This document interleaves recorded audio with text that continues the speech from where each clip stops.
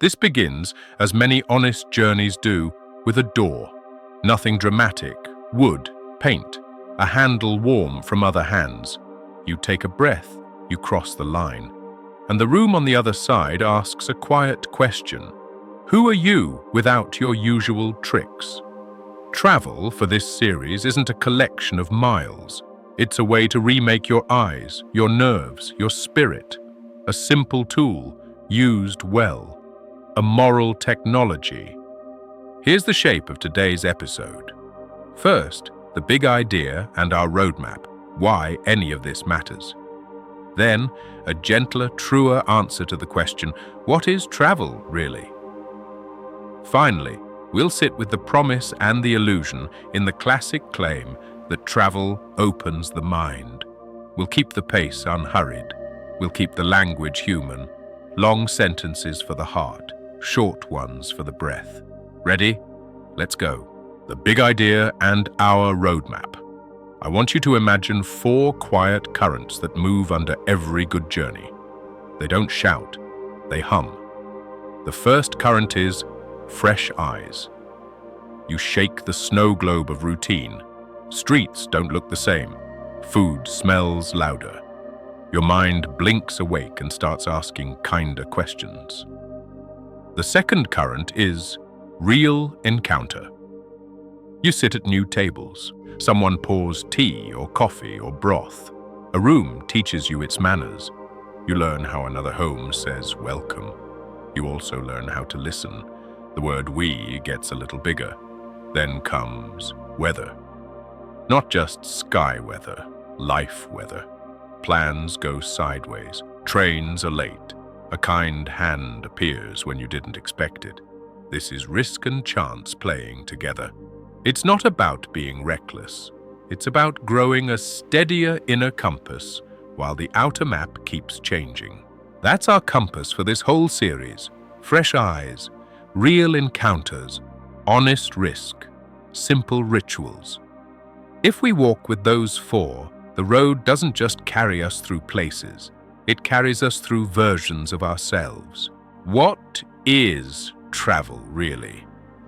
If I had to say it in one breath, travel is leaving on purpose and coming back different. Not farther from your couch, different in the way you look at bread and doors and time. It's a little ceremony of crossings. A border, a bridge, a city gate, even the doorway of a stranger's kitchen.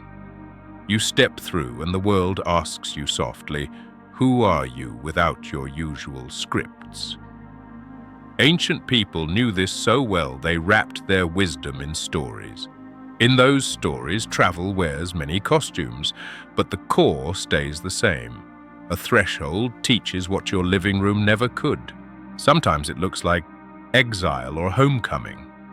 Someone gets pushed out or chooses to go, and the road rearranges the meaning of home. You leave thinking home is a place. You return realizing home is also a promise you keep with the people who kept you. That realization doesn't arrive with a trumpet. It sneaks in when you smell your old street and feel your keys in your hand.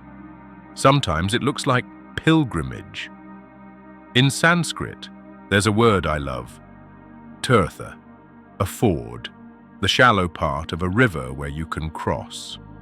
Pilgrimage is that, a place where the border between the everyday and the holy thins out. You circle a stone, or climb a hill at dawn, or walk until your thoughts get quiet enough to hear the small voice under everything. Geography becomes prayer, steps become beads. By the end, the world hasn't changed. You have. Sometimes it looks like wandering. The old Taoist and Buddhist teachers walked not to collect sights, but to lose stiffness. When you drift without clutching, labels loosen. A mango becomes a gift, not content. A temple becomes a house that has held 1,000 mornings. The road is a file that smooths the sharp edges of identity. You still have a name. It just pokes fewer people. Sometimes it's trade and diplomacy. Messengers with dusty sandals, merchants with sacks of spices and stories, A port is a university with no tuition, news, techniques, jokes that carry 3 languages at once. Travel here is how knowledge moves, quietly, in pockets and recipes and handshakes. And sometimes it's a quest. You set out because something matters enough to be tested. The test is the point. Your desire meets wind, delay, and temptation, and you find out if your why can survive a bad night's sleep and a flat tire. The road is a mirror that doesn't care about your bio. Fail honestly, and even failure becomes a treasure to carry home. Under every costume is hospitality. You arrive, and someone who doesn't owe you anything decides you are worth a seat, a cup, a story.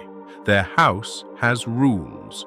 You learn them with your body before your brain catches up, the way you accept tea, where you leave your shoes, how loud laughter should be. That's not just manners. It's a tiny bridge between moral worlds. Cross it with respect, and your own world gets wider. So, what is travel? A conversation between your feet and your soul, a promise to be teachable. The art of stepping into another rhythm and letting it tune you. You go out one way. If you go out with attention, you return with a new stance. Not a new costume, a new stance. Softer in some places, stronger in others. A little more patient with weather. A little more generous with strangers. And somehow more at home in your own skin. Does travel really open your mind? People say, travel opens your mind like it's an automatic door at the airport. You walk in with your suitcase, whoosh, you walk out enlightened. It isn't that simple. Travel can open your mind. It can also pack your biases into a nice carry-on and wheel them through every customs line on Earth. The difference isn't the place. The difference is the way you pay attention. Here's how openings begin. You step off a bus or a boat or a hope, and suddenly your predictions stop working. The bread tastes different. The sky uses a new blue. Street names are puzzles. Even the way people stand in line, if they stand in line, has its own rhythm. This is the first miracle of the road. Autopilot clicks off. You start to notice. That noticing is a door. Walk through it and your world stretches. Refuse it and the world stays the size of your mood. I call these moments friendly shocks, not crises, nudges from reality. You expected left, it swerved right. You expected quiet. The morning called the sun with drums. You expected spicy, it turned out sweet. A friendly shock doesn't need a speech. It needs a breath. If you can breathe instead of judge, curiosity wakes up, and curiosity opens the mind without tearing it. But miles and selfies won't fix a closed mind. If the voice in your head already knows everything, a new country becomes a new stage for the same performance. You've met that traveler. Maybe you've been that traveler. I have. The critic who arrives to measure, not to learn. There's no shame here, only a gentle invitation. Set the critic down. Pick the student up. The road is a better teacher than a stage.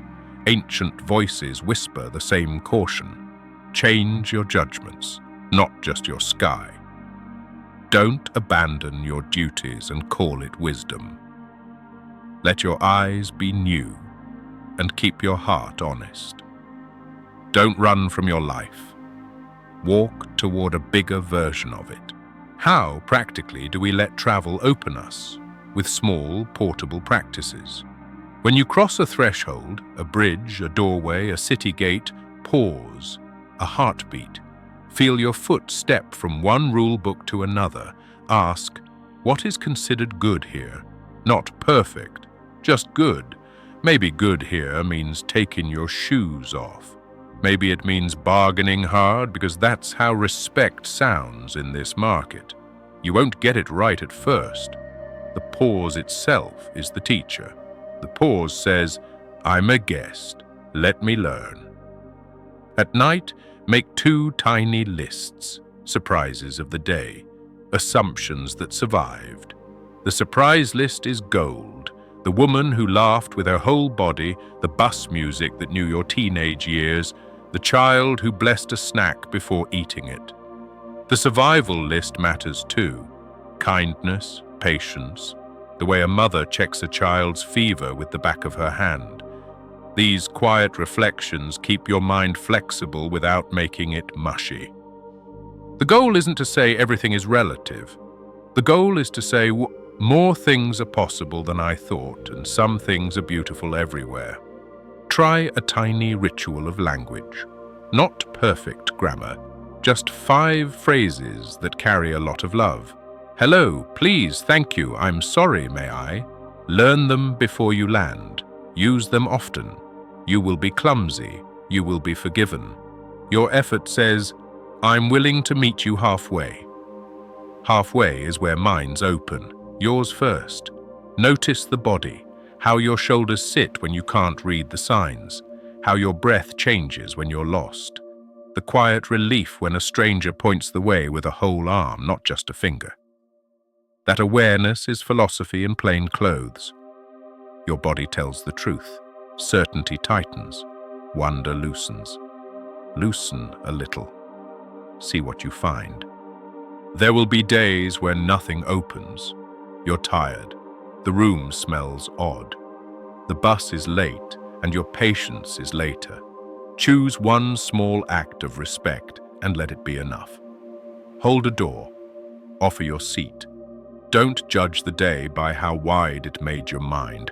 Judge it by whether you kept your kindness within arm's reach. And because honesty helps us grow, travel can nudge us toward arrogance. I've seen things, we say, as if a passport were a measure of wisdom. Try a softer measure. Can you explain your home without contempt after you've seen many others? Can you defend what you love with tenderness, not scorn? Can you hold a new custom without needing to fix it? If yes, the mind has opened in the right direction, outward and inward at once. So, does travel open your mind? It can. It does when you let friction become curiosity and surprise become study. It does when you practice small courtesies and keep a notebook of wonder.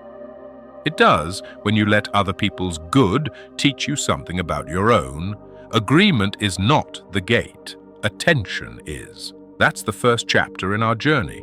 Next time, we'll talk about luck, the way roads seem to bend toward people who are paying attention. And we'll step into the soul of the road, how steps become prayer, how elements become teachers, and how small rituals keep your compass true. If you like this video, please like, share, and subscribe to the channel for more deep content. We cover philosophies of life,